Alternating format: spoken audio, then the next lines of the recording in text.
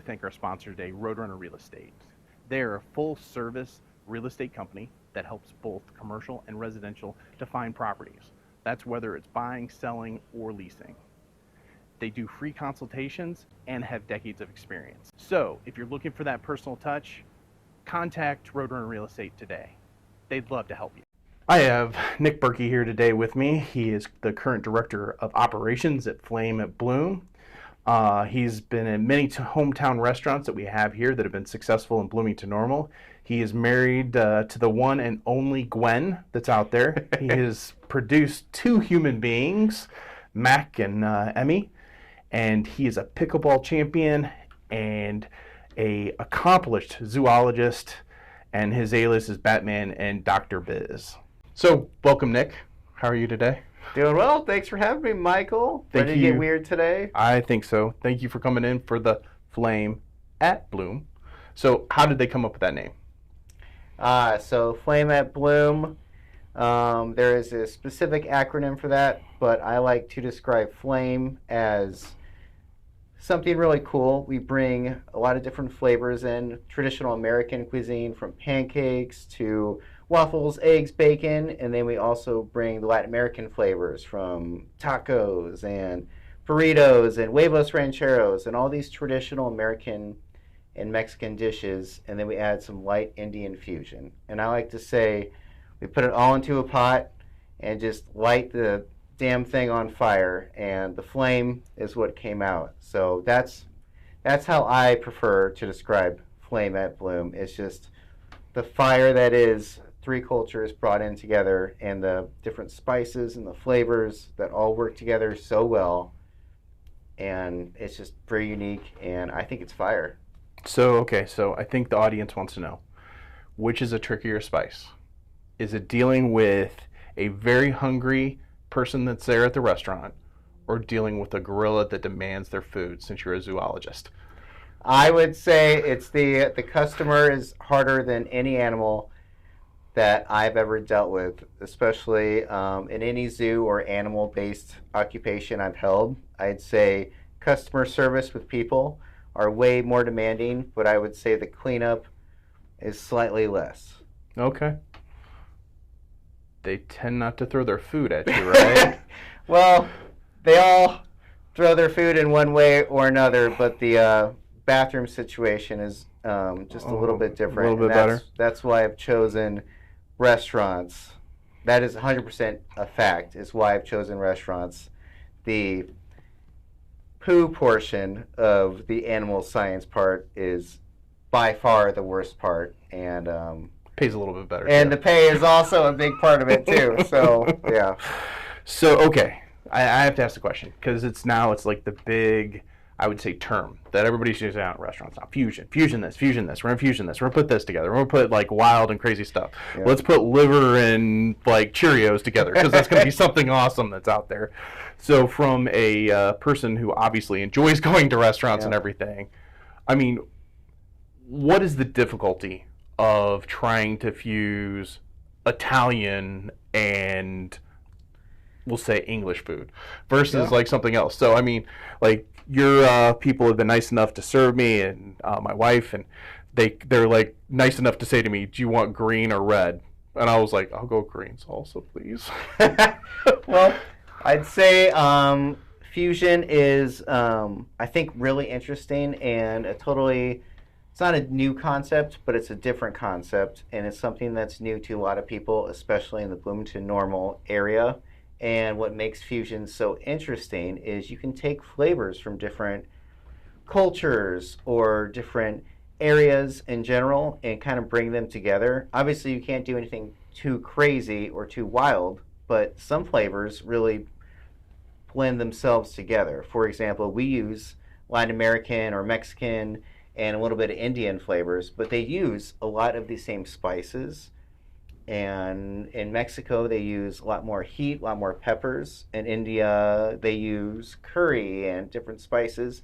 But a lot of the similar flavors they use are exactly the same. And so find ways to bring those together and find ways to incorporate that into American food. Like, for example, we do a chicken and waffle. It's fried chicken on a waffle.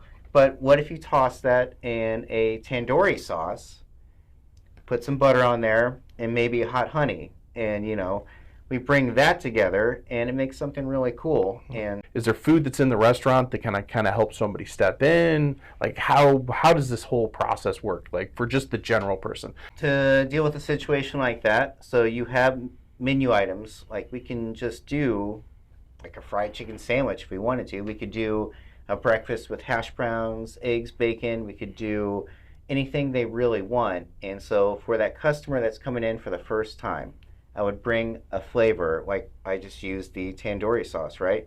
I would bring that on the side, have them try it, or maybe another flavor, a salsa, or something unique to us, and they try that first time, okay? I introduce my name, say, hi, I'm Nick. This is something kind of cool. Try it. If you like it, that's great. Or maybe try a tres leches bread pudding, which they've probably never tried before, or maybe they've never had bread pudding, or maybe they've had it before and they want to try something different. Come in a second time, give them a second flavor. And by the third time, you really get them hooked on that kind of flavor. You go, okay, now they're trying something new. They're coming back. You're really working these people. Yeah, like you work them 3 different times. Well, if you get someone here's your first check, here's your second check, and your third check. Hey, if you don't like after the third check, we're fine with you not coming back. But they always come back after the third time. Oh, it's the third time. Okay. Yeah, you got to get them in 3 times. You Okay. Get someone in times. 3 times. 3 times. Okay. And you can make some jokes, make them smile, make them try something different, and get them to really experience something a little bit different. And if you can get somebody to experience something 3 times that's outside their comfort zone, then they're a fan. And it's so important to really make sure people have fun, because the reason we do this is to try new things, new flavors, have fun with it, laugh, and just experience food and experience new cultures and new flavors. And just food shouldn't be serious. Food shouldn't be the same thing every single time. Food should be something that creates new memories, new experiences, and something that you should really remember 5 years down the road, 6 months down the road. You should remember the experience you're having at Flame or anywhere you go to eat. And that's my goal, is to make sure that you remember the experience you're having and be like, wow, that was really different. I had fun. There's a weird guy out there trying to make me try tandoori sauce and maybe doing Mickey Mouse voice or something like that, or singing happy birthday. My wife has said, you got to give up the Mickey Mouse voice. I'm sorry, man. It's better than it's ever been. And, I've mastered it. But, that's the point of food, and that's the point of creating, is to do something different that no one else has done. And if you can give that experience to anybody new coming in and get them to come back and love it, then you know what? That person's probably changed for the better as far as their food culture, experiences, and their palate. And better or worse, at least you made someone's day a little bit better. Yeah. So that's the goal. So here at RoadrunnerZX, our line that we say all the time is business with a personality. Yeah, that's what we're doing this. So we can have people in here, they can talk about their businesses, what is the difference between their business versus other businesses. And so, not to beat up on other places you worked or been a part of the management or whatever, but what makes Flame at Bloom personality different than anywhere else in Bloomington Normal? I think with any small business, the most important part of any small business is building the right culture and the right attitude. And you can do anything you want. We could have 5-star food at a restaurant, but if you don't build the right culture, if people don't want to be a part of that restaurant, then you're going to know your service is going to suffer. You're going to know that people there don't care about the food, don't care about the culture, don't want to be there. And if you can't create that atmosphere, it doesn't matter what you serve. It doesn't matter if it's food. It doesn't matter if it's fire trucks. Sorry, I'm using fire trucks because my kid plays with fire trucks. I was like, and I just bought a fire truck for my kids. We're like, fire trucks, whatever, food, fire trucks, whatever you sell, whatever you have, if you are in customer service, you have to build the right culture. And if you don't build that right culture, you'll never be able to sell it. And so, it's always a struggle, especially in small business. And it's something we struggle with today and everywhere I've worked. we struggle with. But you have to get the culture right. You have to make people believe in what you're selling and believe in your business. And if you don't, you'll never succeed. So number one thing is always culture, and then the rest will take care of itself. And you just try not to screw it up, whatever it is, and bring whatever you got, and just be positive, have fun, and make sure people feel that whenever they come in. So, okay, so we've got to keep it on the PG. Yeah. But you guys have been open for roughly 6 months out there. Yeah, almost 7 now, yeah. Okay. So, what is a funny employee story that you can tell of something that's happened there? Like an employee that maybe was sneaking deviled eggs in the back room or something like that as they're moving back and forth between the two. So is there some type of story like your employees have done that's funny? We'll keep the name nameless so we won't bring that up, but just particularly a part of Flame at Bloom. I'll tell you one story. We have a dish called chilaquiles, which is corn tortillas sauteed in a salsa, and we have 3 salsas we make in-house. And we have the verde, which is the green, which is the most mild, the red, which is medium, or the Diablo. And we created the Diablo originally when myself and our executive chef, Umberto, were by ourselves, and I asked him to make me something spicy that would hurt me. And he goes, "Oh, I got something spicy for you." And I go, "There's no way you're going to be able to hurt me. I know what's in the kitchen. Like, there's nothing you got that can hurt me." And he made a salsa so hot that it destroyed me for like 2 days straight. So we put it on the menu. But anyway, this dish, the chilaquiles, and we saute it in the salsa. And you can get it sauteed in whichever salsa you like. Uh-huh. Don't recommend the Diablo because it's straight you might fire. blow. Yeah, so I warn people all the time. And one of our employees came in with his friend, and they were both very broke. And his friend came in and wanted this dish in the Diablo. And I said, "Hey, kid." And they're both under 20. And I said, "There's no way you're going to want this, man. It's going to be too much for you. Don't do it." He goes, "Oh, I can do it." I go, "You know what? I'll bet you your dish. I'll pay for your dish if you can finish this whole thing." And he goes, "All right, bet. I got this." You also said in there, "I'm not paying for your hospital visit." Well, I didn't believe he would do it. And he finished the entire dish. And essentially what happened is I had to clean up the bathroom. I think you have like a board that you need to create, and like they get a free T-shirt and like a $20 gift certificate. I thought about doing something like that, but then if people keep trying to eat this thing, the whole thing, then it's just gonna. What would you say is your top selling menu item that you have? I'd say by far our top selling menu item is our birria torta, which is, if you never had birria before, it's a very slow cooked beef. It's so tender. It's got a consomme on the side. We do it with onions and cilantro, and we put cheese on there. It is on our telera bread, which is torta bread for those not comfortable with a telera. It's so delicious. It's so awesome. We actually put it on a quesadilla now too, and we also put it on our house-made corn tortillas. And it is so fire. It is awesome. So if you've never had birria before, I'm not trying to go out there and brag, but I do think we have maybe the top 3 birria options in the area. And it is spice level, is it Diablo versus... I'd say, well, you can get the Diablo on the side if you want it. Yeah, but it is, I mean, for the person's out there trying to have it spice-wise, because, people say spice. And I think that that sometimes gets confused in there as we're talking. So there's spice that you can just say is heat. Yeah. And then there's spice that's flavorful. I'd say spice level, it's about 5, and heat level, it's maybe at a 3. But you can jack both those things up. The shrimp and grits, we do a flame fried shrimp. So it's fried shrimp tossed in our flame seasoning. Okay. With cheesy grits, a butter sauce, which is an Indian butter sauce, but it's very mild, with a scrambled egg. That is really flavorful. That is super awesome too. And we do weekly features too, and just try to play around and have fun and do something that people want to see and that honestly I'm just craving. So it's I think that the flavors that you have there that are the best. So it's going to be the starter and the dessert. So you have the bread pudding at the end. Oh yeah, the bread pudding. So if you like bread pudding, you've got to come and have some bread pudding there. Take it to go, stop in, get bread pudding and go.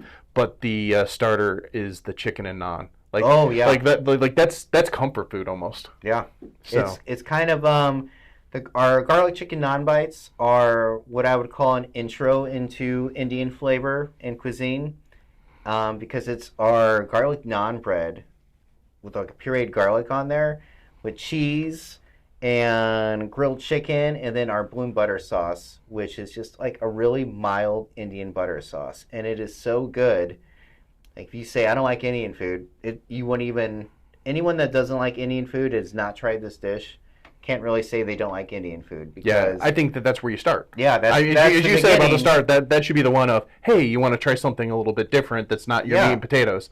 Here, try some chicken and naan. And that's where you get that farmer edging in, okay, try this, man. Give this a shot. Even on catering, I'm like, let's give this one a try. I promise you, people are gonna love it. And that's where you ease them in. You go from there, and then you keep edging in and do something crazy, and then you give them the Diablo, and then you see what happens. So Nick, here's a question I have.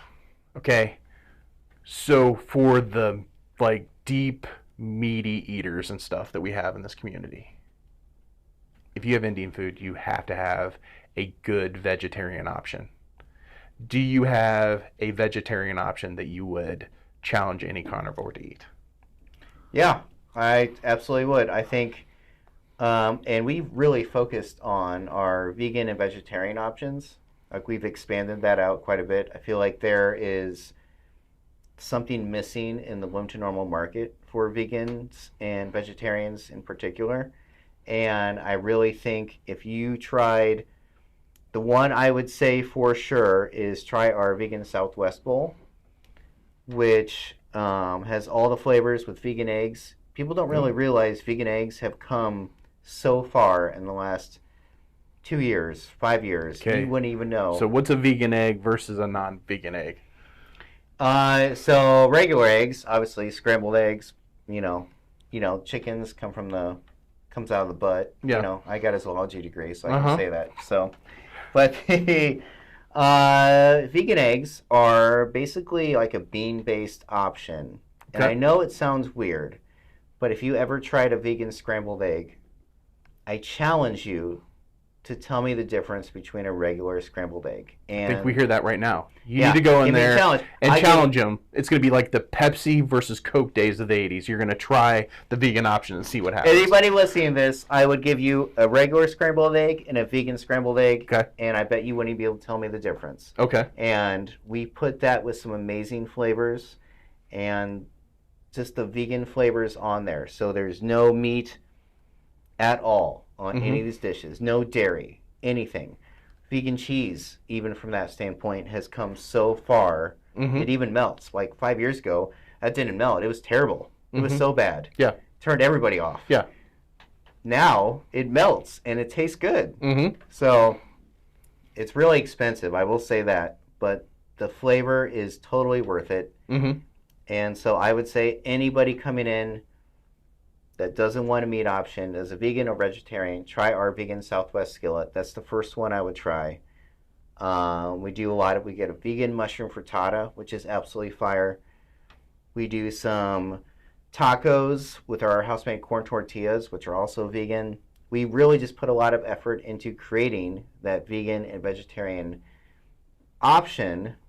And I can say I'm honestly really proud of the flavors we put together, because I eat meat every single meal, and I would eat any of these dishes. I don't, because chicken and Diablo and birria. Yeah. So if you're asking me to choose between the vegan stuff or like a birria quesadilla, I'm sorry, I'm gonna go birria quesadilla. But I would, if I was going to not slam meat all the time, I would totally go with all these vegan options. Well, I think that the difference between your restaurant and other restaurants is you make it easy.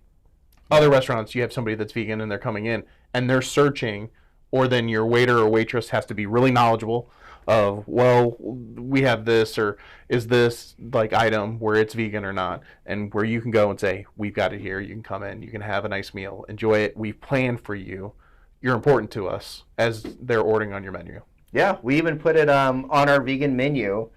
So we do a weekly competition where we put kids art out, and we have people vote on their favorite, little artist every single week. And then the winner of that art, we give a $50 gift card, but also copy that down in the background on our vegan and feature menu is that kid's art for the week. Okay. So yeah, it's featured all the way around. So it kind of makes it fun and encourages people to, hey, try some vegan stuff, or maybe, this week we have like some buffalo chicken wraps and buffalo chicken sandwiches, and like, going hard on the buffalo chicken, but also the vegan stuff, and you got the kids art just on the back. So make it fun, make it unique for the entire family. It's the most important thing. So that may be something that gets lost where you're at and everything, because you have other restaurants, I would say, are more adult oriented in your area and everything. And so to have a place where you can take the kids and it's a little bit more fun for the kids, and then at the same time you're providing different food options too. Yeah, I just I love the family stuff. I love the kids. Obviously, I have 2 little ones, and we mentioned the fire truck thing, but I just love the energy that kids bring into it, and I just love the family atmosphere that we can create at Flame. Honestly, it's really cool. Okay. So Nick Berkey. Yep. Flame at Bloom. We've talked about it today. We've talked about the wonderful menu. We've talked about the great atmosphere and everything you have going on there. This camera right here, okay? That camera is all yours. What do you want everybody to know about Flame Bloom as we walk away today? I want everyone to know that at Flame at Bloom, we're doing some really cool stuff, and I think our community is really at the point to support local and support flavors, and anybody that wants to try new flavors or something different, encourage local business, but encourage Flame as well, and come on in, try something different, and I don't know, come in, tell me a joke, and I'll tell you one back. I'd like to thank Nick Berkey for coming out and doing this video for Flame at Bloom. Unfortunately, since this video has come out, Nick has moved on to some other opportunities. But the same fun, great food, and experience at Flame at Bloom at the shops at College Hills still exists. We encourage you at RoadrunnerZX to go find the personality and get to know this restaurant. If you like today's video, please like and subscribe to YouTube for us. If you want more videos, we need people to like the page. We need people to subscribe. It doesn't cost you anything, but it helps us out immensely. We'll get better at this, but we need you. You also, if you have places that you'd like us to go interview, please put those down in the comments. We enjoy communicating with you. Thank you again for another week, and we'll see you again.